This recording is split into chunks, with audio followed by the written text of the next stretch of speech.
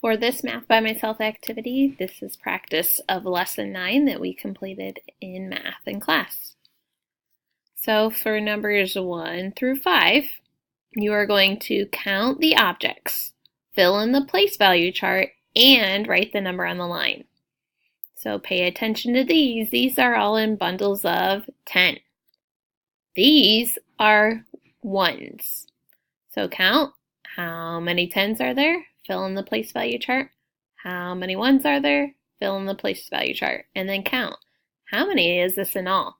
10, 20, 30, 40, 50, 60, 70, 80, 90, 91, 92, 93, 94, 95, 96.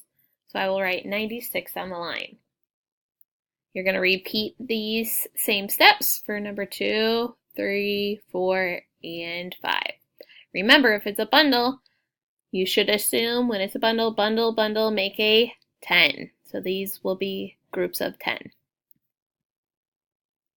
Number 6, these are in our 10 trains or 10 sticks, and then these are our extra ones. So count and see how many 10s, how many ones.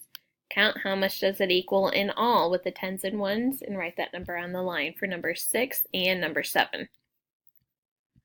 Number 8 and 9, you are going to use quick 10s and 1s to represent the following numbers. Write the number on the line. So as you can see, these place value charts are filled in. They tell you how many 10s, how many 1s. Write what does that number represent? What does this place value chart represent?